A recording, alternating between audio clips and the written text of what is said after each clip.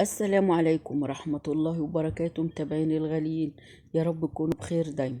شايفين الفازة الحلوة دي؟ ممكن تقولي فازة، ممكن تقولي منظم.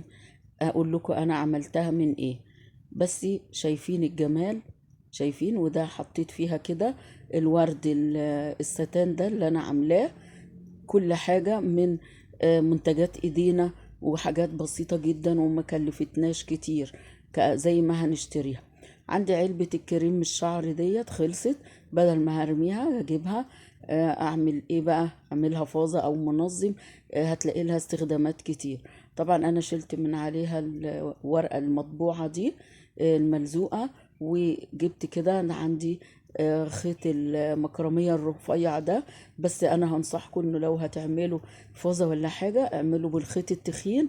هاتوا خيط اتخن من ده عشان يخلي ما تبقاش اللي تحت باين قوي. زي ما انتوا شايفين انا الخيط رفيع جدا، فكان يعني آه، في حاجات باينة من تحت، بس اهي حاجة تمشي ومش هنرميها. وبدل ما نرميها نستخدمها في اكتر من حاجة. انا لفيت عليها الخيط كده بالشمع. وبعد كده ده خيط خيش.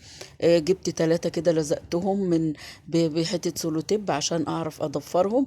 عملتهم ضفيرة زي ما انتوا شايفين. هجيب بقى الشمع كده وهعملها من عندي بق الازازة من فوق كده، بق العلبة زي ما انتوا شايفين، والفها عليها واعملها بقى شكل. انتي حتة الديكور بقى النهائي ده بيرجع لك انتي، اعملي بالشكل اللي يعجبك وبذوقك انت. انا بس بوصل لك فكرة ان بدل ما نرمي حاجة زي دي نستخدمها زي ما هتشوفوا دلوقتي كفازة، كمنظم للفرش المكياج، كلام الكحل، الايلاينر، لاي حاجه من دي. للمشاط، للم الولاد. او زي ما انتم شايفين كده. اللهم صل على سيدنا محمد واله وصحبه وسلم. لو لسه ما عملتوليش لايك، فضلا وليس امر اعملوا لي لايك واشتركوا في القناه، ومع السلامه.